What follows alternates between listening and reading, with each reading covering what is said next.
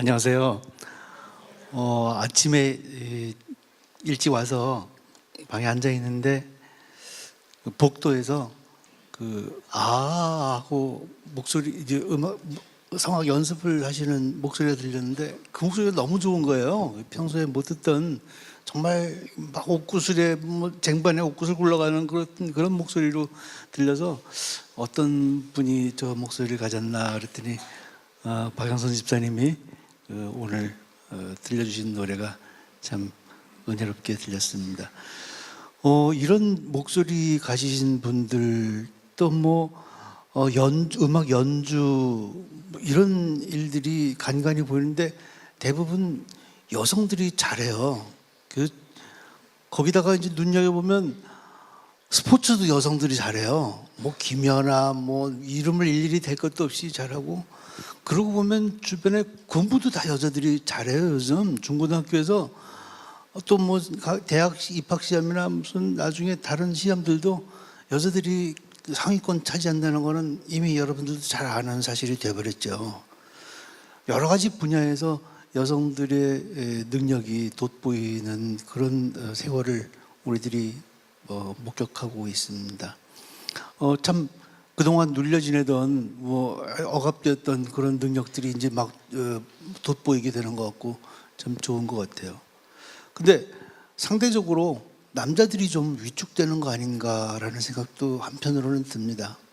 여자들은 이제 점점 더 강해서 심지어 걸 크러쉬라는 단어가 우리에게 점점 익숙해져가는 그런 분위기가 됐는데, 근데 요즘은 남자들에 대해서는 좀 이 남자들에게 별명 붙여지는 것들은 눈에 띄는 게 꽃미남이라든지 초식남, 또는 부정적인 의미에서는 찌질남, 이런 용어들이 점점 늘어나면서 다 남자가 좀 나약한 이미지를 가진 그런 명칭들이 우리 귀에 자주 들리죠.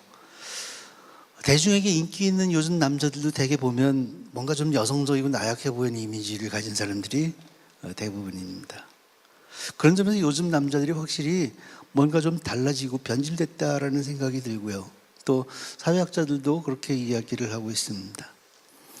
오늘 많은 가정에서 요구되는 남자 역할도 또 남자의 상도 좀 변해버린 것 같아요. 나서지 말고 사고치지 말고 그냥 가만히 앉아서 시키는 심부름이나 잘하고, 그리고 귀염받는 애완용 남자, 여기에 이제 좀 요구되는 상이 아닌가 이런 생각도 들어요. 남자들 스스로도 가정을 막 지켜야 된다는 의무감 이런 것들이 좀 덜해지고 가족들을 위해서 희생하는 그런 이미지에서 벗어나려고 하는 그런 현상도 있는 것 같아요. 이런 변화가 시대적인 추세의 한 단면뿐이라면 그나마 괜찮을 것 같아요. 여성들이 또 그만큼 활동도 많아지고 상대적으로 남자들이 또 활동이 적어졌다, 역할이 적어졌다, 그 정도로 끝나면 괜찮은데 그걸로 끝나지는 않을 것 같다는 게 많은 사역자들이나 학자들의 걱정이죠. 남자의 기능이 변질되거나 왜곡되면 그것으로 인해서 부부 관계가 영향받게 되고, 그것으로 인해서 가정 전체가 영향받게 되고, 그런 가정에서 자녀가 자라나는데 또 영향을 받게 되고, 그렇게 자라난 자녀가 나중에 우리 미래 사회의 주역이 된다는 게 그게 우리의 걱정이 될 수 있는 거죠. 그래서 오늘은 이런 오늘날의 가정 속에서의 남자, 그 남자가 원래 어떤 본성을 가진 존재인지, 그리고 남자가 그런 본성을 되살려서 어떻게 하면 하나님이 창조하실 때 원하셨던 온전한 가정을 이루어 가실 수 있는지, 그것들을 한번 이야기해 보려고 하는 겁니다. 그래서 남편을 이야기한다는 점에서는 부부의 이야기이기도 하고요, 아버지를 이야기한다는 점에서는 지난주에 이어서 부모의 이야기라고도 할 수 있습니다. 가전기구가 고장이 났을 때 우리는 보통 어떻게 하죠? 먼저 가전기구를 구입했을 때 같이 따라온 사용설명서를 읽어봅니다. 그 사용설명서를 읽어보면 그 고장난 부분을 어떻게 고칠지를 쉽게 알 수가 있죠. 남자가 고장났을 때에도 사용설명서를 읽어보면 될 텐데요, 그 사용설명서는 창세기에 있습니다. 하나님께서 남자를 만드셨을 때 그 창조의 이야기, 그 이야기 속에서 남자의 사용설명서를 발견할 수 있다는 거죠. 창세기 2장을 보면 하나님께서 만물을 창조하셨죠. 그래서 그 만물을 6일 동안 창조하신 다음에 6일째 되는 날, 맨 마지막 날, 마지막 과정으로 최고 걸작품인 사람을 만드셨다라고 합니다. 그리고 그 만드신 사람이 바로 아담이죠. 아담이 사실은 남자라는 단어죠. 그래서 남자를 만드신 거예요. 하나님께서 남자를 먼저 지으셨는데, 그래서 그 남자가 먼저 태어나면서 가지게 된 어떤 본성이 있습니다. 후에 창조된 하와나 그 사이에서 태어난 자녀들과는 달리 먼저 태어난 사람으로서 가지는 어떤 책임감, 의무감 같은 것이 있다는 거예요. 버릴 수 없는 그 본성을 보통 리더로서의 본성이라고 그렇게 부릅니다. 창세기가 기록된 후에 수천 년이 지난 후에 바울은 에베소서에서도 이렇게 이야기했습니다. 에베소서 5장 23절에 보면 남편이 아내의 머리가 되면 그리스도가 교회의 머리인 것과 같습니다. 남편은 아내의 머리가 되는데 그것은 그리스도가 교회의 머리 되는 것과 같다라는 거예요. 하나님께서는 그렇게 남자가 가정의 리더가 되기를 원하셨다라는 거고요. 그게 남자 창조, 사람 창조의 본질입니다. 시간이 지나고 세월이 바뀌어도 이것은 진리라는 것은 어쩔 수가 없어요. 이 기본적인 창조 질서의 원칙을 단순히 남성주의적 사고라든지 가부장적인 이데올로기라고 그렇게 쉽게 치부하면 안 됩니다. 이 기본 질서는요, 남자가 우월하다라는 그런 생각이 아닙니다. 남자가 잘났다라는 의미에서 만들어지는 그런 창조, 인위적으로 만들어진 창조 이야기가 아니에요. 이 질서는요, 이 창조의 질서는 우선 부부간의 관계를 잘 만들어가고 또 그런 부부가 만들어간 자녀와 부모 사이의 관계를 잘 만들어가고 그렇게 만들어져 있는 가정 속에서 사람과 하나님과의 관계를 잘 만들어가는 그런 가장 기본적인 틀을 구성하는 것이기 때문입니다. 그래서 이 남자 창조의 본질을 우리가 잘 받아들여야 되는데요. 여기서 하나님께서 남자를 리더로, 가정의 리더로 세우셨다라고 했을 때 그 리더라는 개념을 착각하면 안 됩니다.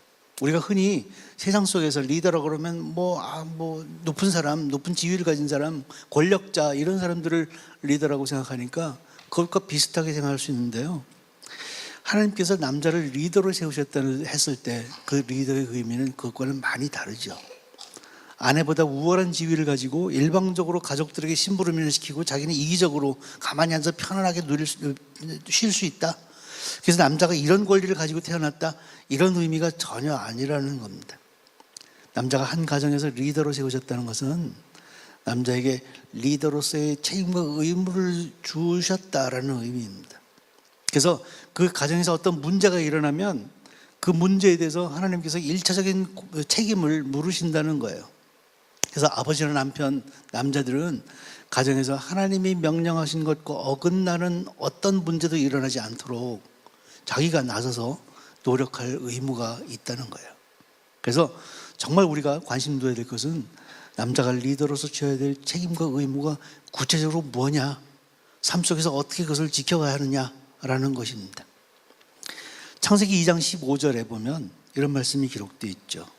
여호와 하나님이 그 사람을 이끌어 에덴 동산에 두어 그것을 경작하며 지키게 하시고, 하나님께서 남자 아담에게 가장 먼저 부여하신 역할은 에덴 동산을 경작하고 그 동산을 지키는 것이었습니다. 지키는 거예요. 간단히 말하자면 군인의 역할과 비슷한 겁니다. 다른 남자들도 비슷하겠지만 저도요, 어릴 때 극장에서 이소룡 영화를 보고 집에 돌아오면 막 흥분이 돼가지고 하루 종일 이소룡 흉내를 내고 다녔어요. 쌍절곤이 없으니까 몽둥이 2개를 바지 뒷주머니에다 꽂아 차고 거울을 보면서 아우 하면서 흉내내는 그 시간이 상당히 오랫동안 지속이 됐어요. 지금도 그런 영화를 보면 막 피가 뛰어요. 이 나이에도요. 남자들이 이소룡 영화를 본다든지 폭력 영화, 전쟁 영화 이런 걸 보면 유난히 좋아하는 것이라든가 무기를 보면 왠지 매력을 느낀다든지 이런 것들도 다 타고난 본성 때문이라고 그렇게 이야기합니다. 하나님께서 부여하신 어쩌면 그 리더의 본성에 붙어있는 부수적인 어떤 기능들이 그런 매력을 느끼게 하는 그런 것 같아요. 그런 본성을 가졌기 때문에 남자는 가정에서도요, 군인으로서의 역할을 자꾸 해야 돼요. 하고 싶어 합니다, 사실은. 그게 남자 자신에게도 만족스럽고 가정에서도 당연히 요구되는 일입니다. 그게 창조의 질서라고 하는 거예요. 아내 남편은 우선 가족을 부양하고 지켜야 하는 거예요. 하나님께서는 아담에게 에덴 동산을 잘 돌보고 지키도록 명령하신 것처럼 남자는, 아버지나 남편은 가정을 지키고 돌보는 그런 역할을 해야 합니다. 그래서 아내나 자녀를 세상의 각종 위험으로부터 잘 지켜내고 또 세상의 유혹으로부터도 그들을 잘 보호하고 지켜내야 해요. 그래서 스스로 뭐 다른 여자를 넘본다든지 뭐 지나칠 정도로 직장이나 바깥 일에만 매달리면, 그럼 가정을 잘 돌보지 못하게 된다면 그것도 가정을 지키지 못하게 되는 요인이 되는 거죠. 매주 주말마다 자기 취미 생활에만 빠져서 아내나 자녀를 돌보지 않는다면, 매번 그렇다면, 정도를 벗어난다면 그것도 가정을 잘 지키지 못하는 그런 행동일 수 있습니다. 그리고 남자는 열심히 일해야 되잖아요. 가족들을 부양해야 됩니다. 먹여 살려야 됩니다. 돈을 벌어보지 못하는 남자의 자격이 없다라는 것은 아닙니다. 여의치 않을 경우도 있어요. 그러나 그런 경우에도 남자는 최선을 다해야 된다는 얘기입니다. 자기가 책임이 있으니까. 그래서 부양 의무를 저버리거나 자기 자신의 편안함을 누리면 그러면 안 된다. 자기에게 주어진 본연의 역할을 하지 못하는 거다라는 말씀이에요. 그리고 군인이 나라를 위해서 희생하듯이 남자는 가정을 위해서 희생할 각오가 돼 있어야 돼요. 내 가정이, 내 아내나 내 자녀가 평안할 수 있다면 내가 원하는 것을 포기하고 또 내가 희망하는 것을 양보할 수 있어야 된다는 이야기입니다. 이미 희생한 것들이 많겠지만 그러나 그것 때문에 억울해하지 말라는 거예요. 그게 자기 역할을 충실히 하고 있다는 증거입니다. 남자가 가진 이런 군인의 본성이 왜곡되면 그것은 폭력배로 나타나게 되죠. 아내와 자녀에게 씻을 수 없는 폭언을 향하고 술 취한 채 가족을 폭행한다든지 이런 일들이 그런 본성이 왜곡됐을 때 일어나는 일입니다. 창조의 질서를 벗어나서 변질된 그런 잘못된 남자의 모습이라고 할 수 있습니다. 남자가 온전한 군인의 모습을 찾지 못하면 남자는 아빠와 남편의 자리를 서서히 잃게 되고요. 그 가정은 외부의 유혹과 힘에 의해서 붕괴될지도 모릅니다. 에덴 동산을 경작하고 그것을 지켜라. 그것은 군인의 본성을 가진 아버지와 남편에게, 가정의 리더가 되어야 할 남자에게 하나님께 주신 첫 번째 사명입니다. 그 다음 절에 2장 16절에 17절 말씀에는 이렇게 되어 있죠. 여호와 하나님이 그 사람에게 명하여 이르시되 동산 각종 나무의 열매는 내가 임의로 먹되 선악을 알게 하는 나무의 열매는 먹지 말라. 내가 먹는 날에는 반드시 죽으리라 하시니라. 하나님께서는 하와가 창조되기 전에 일찍이 아담에게 명령하신 게 있어요. 지금 이런 명령을 하셨어요. 먹어야 할 것과 먹지 말아야 할 것을 구별하고 거기에 관련된 하나님 말씀을 순종해라 라는 그 말씀을 주신 거예요. 하나님 말씀에 순종하는 것, 해야 할 것과 하지 말아야 될 것을 분명하게 구별하는 것, 그래서 해야 할 것만을 하는 것, 그것이 하나님께서 명령하신 거예요. 구별하는 것, 해야 할 것과 하지 말아야 될 것을 구별하는 것, 그걸 한마디로 말하자면 지혜라고 하는 거죠. 구약과 신약에서 통틀어서 누차 이야기하는 지혜가 바로 그런 거예요. 하나님께서 명령하신 것, 해야 할 것과 하지 말아야 할 것을 구별하고 하나님께서 하라고 하신 것만 하는 것, 그게 지혜의 핵심이에요. 그래서 남자는 우선, 아버지나 남편은 우선 이런 지혜를 가지고 있어야 된다는 거예요. 하나님 말씀을 잘 알고 있어야 됩니다, 본인이. 근데 많은 크리스천 가정에서도요, 아버지나 남편이 성경에 대해서 잘 모르거나 또는 하나님과의 관계에 소홀한 것을 어쩌면 당연하게 받아들이는 경향이 있어 보여요. 너무나 흔한 일이라서 뭐 있을 수 있는 일이라고 그렇게 받아들이기 쉽지만 사실은 남자가, 아버지나 남편이 하나님께서 주신 사명을 포기하는 일이에요.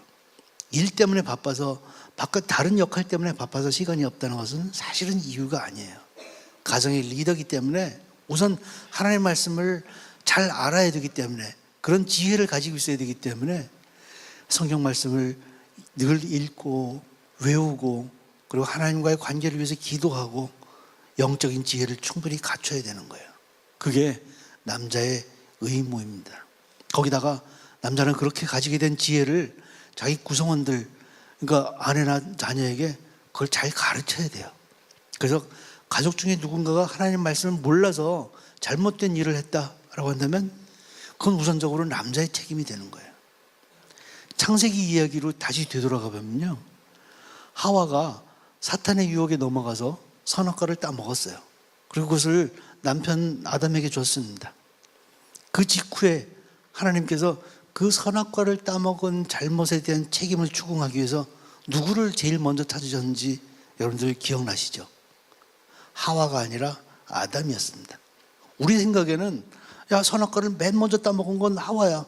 그걸 남편에게 권고했으니까 하와가 우선 1차적인 잘못을 저지른 거 아닐까라고 생각하겠지만, 그러나 하나님은 아담을 먼저 찾으셨어요. 아담아, 네가 어디 있느냐? 이 말씀은요, 아담아, 너 왜 그랬어? 내가 명령한 거 내가 직접 너한테 명령했잖아.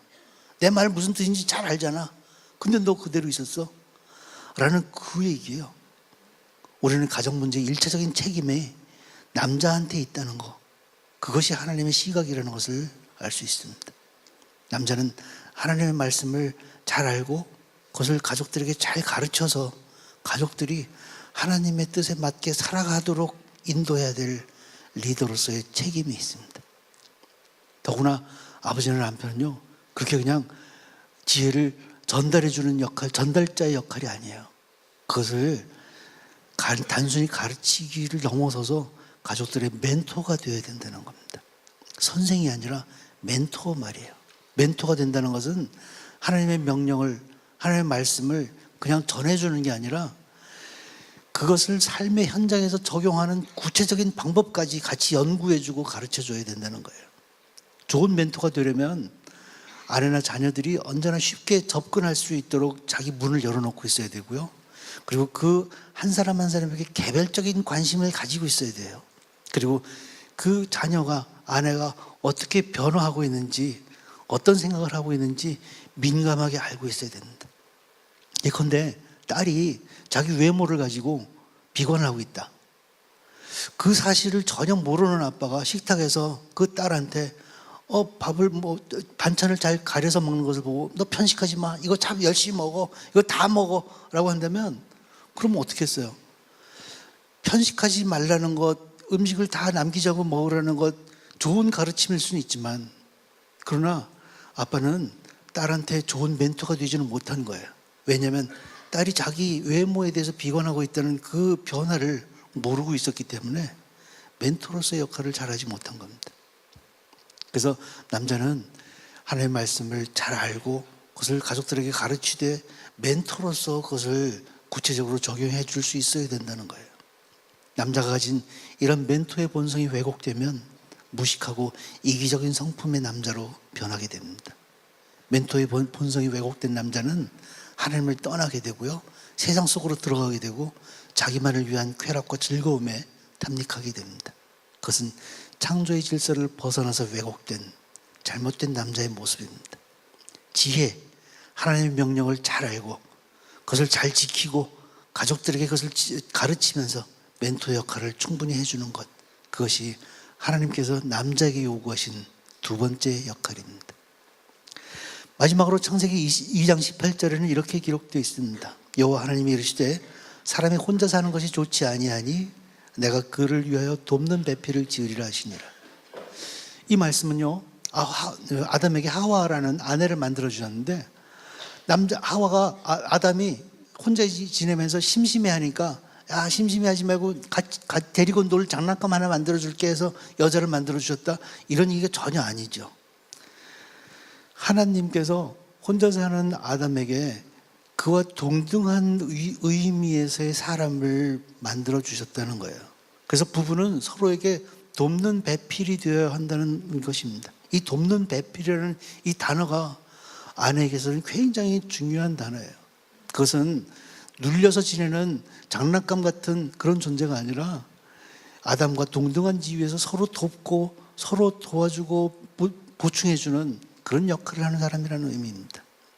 그래서 부부는 동등한 관계 속에 있는 것이고, 그 관계 속에서 남편에게는 가정의 리더가 되는 책임이 있습니다. 근데 그 리더는요, 친구라고 정의할 수 있습니다. 상하 관계가 아니에요. 이 친구의 역할을 잘못 이해할 수 있게 만드는 그런 성경 구절이 하나 있습니다. 바울은 에베소 5장 22절에서 아내들이여 자기 남편에게 복종하기를 주께 하듯 하라라고 그렇게 권고합니다. 이 구절을 잘못 보면요, 아내들이 남편한테 복종해야 되는 거구나, 상하관계구나 라고 생각하게 되죠. 창세기 속에서는 돕는 배필이라고 그렇게 동등하게 이야기해 주셨는데 왜 바울은 아내 보고 남편에게 복종하라고 했을까라는 의문이 우리에게 생기죠. 근데요, 이 복종한다라는 단어는 우리가 지금 평소에 우리나라 말로 생각하는 것과 의미가 상당히 다릅니다. 에베소 6장 1절에는 자녀들아 부모에게 순종하라라고 그렇게 돼 있죠. 그 순종하라라는 단어와 지금 아내들이 남편에게 복종하라라는 이 단어가 우리말로는 비슷비슷해 보여요. 어쩌면 복종하라는 게 더 상하관계에 있는 것처럼 보여지기도 합니다. 근데 원어 성경을 읽어보면 복종하라는 의미와 자녀가 부모에게 순종하라는 그 순종하라는 의미와 전혀 다른 거예요. 자녀가 부모에게 순종하는 것은 오히려 거의 상하관계에 가까울 만큼 엄격한 그런 상황입니다. 자녀가 부모에게는 진짜 머리 수그리고 어쩔 수 없이 부모의 말을 들어야 된다는 그런 의미가 강해요. 근데 아내들이 남편에게 복종한다는 이 복종한다는 말은 원래 이런 의미입니다. 원래는 그 남편의 명령을 듣지 않고 언제든지 거절하고 벗어날 수 있는 자격이 있는 거예요. 그럼에도 불구하고 아내가 스스로의 결단으로 타인의 남편의 지배 밑으로 들어가 주는 것, 그것을 복종한다라고 표현하는 거예요. 그게 원래 의미입니다. 그래서 바울 사도의 권고를 아내들이여 남편에게 복종하라는 이 말을 다시 풀어서 번역한다면 이런 뜻이에요. 아내가 남편과 기본적으로는 동등한 존재지만 그러나 아내 스스로의 결단으로 남편에게 복종해주고 그의 얼굴을 세워주고 가정에서 리더의 역할을 하도록 도와줘라 라는 그런 의미입니다. 결코 남자가 아내에게 명령할 수 있는 권리를 가지고 남자가 아내한테 명령할 수 있는 그런 권리를 가지고 있다라는 그런 의미로 해석되는 게 아니에요. 그래서 만약 이 구절을 바울의 5장 22절 말씀을 남편이 아내에게 들이대면서 야 이거 봐, 그러니까 내 말을 절대 복종해야 돼 라고 그렇게 이야기한다면 그거는 정말 성경을 잘못 적용한 거예요. 이단처럼 왜곡해서 생각한 겁니다. 그래서 바울 사도가 남자로 하여금 아내를 이렇게 생각해야 된다라고 하는 그 본래의 의미는 오히려 그 다음에 있어요. 5장 28절에 보면, 에베소서 5장 28절에 보면 이와 같이 남편들도 자기 아내 사랑하기를 자기 자신과 같이 할지니 자기 아내를 사랑하는 자는 자기를 사랑하는 것이라. 남편은 자기 몸을 아끼고 사랑하는 것만큼이나 아내를 사랑하는 그런 친구가 되어야 한다라는 뜻입니다. 남자가 가진 이런 친구의 본성, 이 친구의 본성이 왜곡되면요, 그는 비열한 배신자가 되죠. 친구의 본성이 왜곡된 남자는 부부간의 신뢰를 저버리고 가정을 등집니다. 그것은 창조의 질서를 벗어나서 변질된 잘못된 남자의 모습입니다.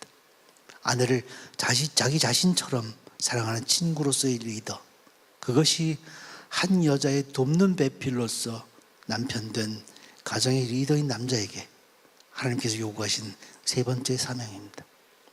오늘 지금 제가 드린 말씀을 세 가지를 다 요약해 보면 이런 거죠. 하나님께서 이런 남자를 원하신 거예요. 첫 번째는 군인 같은 리더, 세상으로부터 가정을 온전하게 지키고 가족을 부양하면서 희생을 불사하는 그런 군인 같은 리더. 그리고 둘째는 멘토 같은 리더, 늘 성경 읽고 기도하고 하나님의 말씀을 지키는 데 있어서 솔선수범하면서 가족들한테 늘 하나님의 관점과 하나님의 나라에 대해서 이야기해주고 그리고 그것을 구체적으로 적용해주는 멘토 같은 리더. 그 다음 셋째는 친구 같은 리더, 아내에게 군림하는 폭군이 아니라 늘 협력자가 되어주고 자기 자신처럼 아내를 사랑하는 그런 친구 같은 리더. 하나님께서는 남자를 창조하실 때 바로 그런 아버지, 그런 남편이 되기를 바라신 겁니다. 그것이 하나님께서 바라시는 남자의 자격이고요.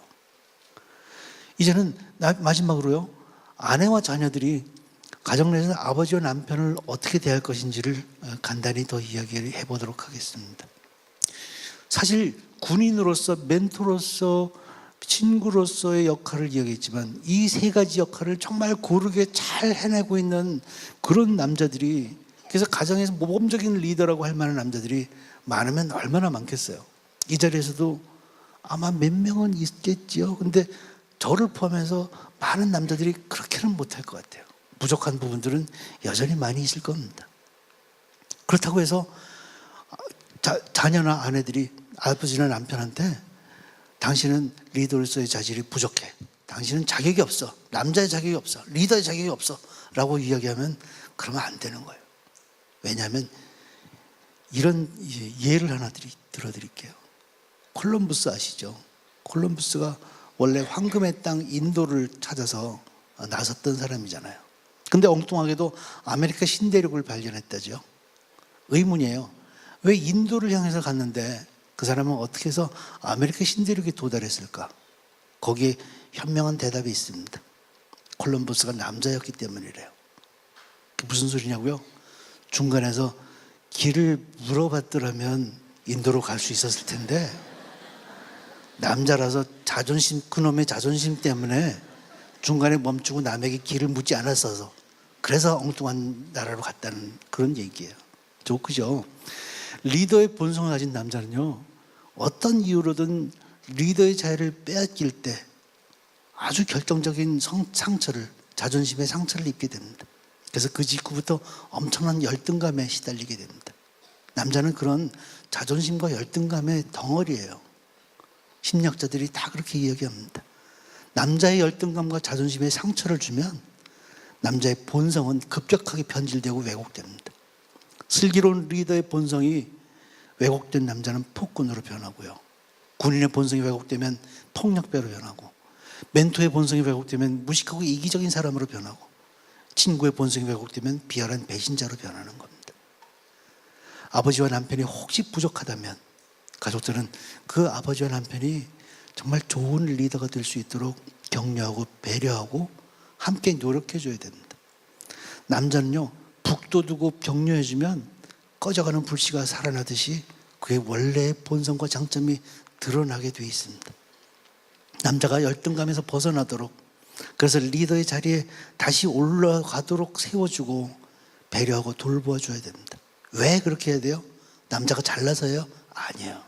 남자가 리더의 자리에 올라가게 바로 세워지면 그 리더가 이루는 가정 전체가 하나님의 창조의 목적에 합치되는 가정이 되고요. 거기서 자라나는 자녀들이 하나님과의 관계를 온전하게 맺을 수 있게 그렇게 되기 때문이에요. 그래서 그 가정에 하나님께서 약속하신 그 복이 정말로 실현되기 때문입니다.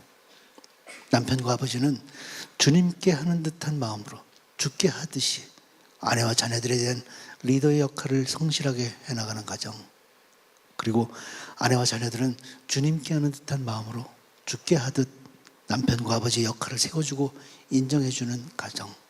그래서 하나님께서 그 가정을 보시고 참 흡족해하고 좋아하실 만한 그런 가정이 되어가시기를 기도합니다. 그리고 남편과 아버지가 안 계시는 가정도 있을 거예요.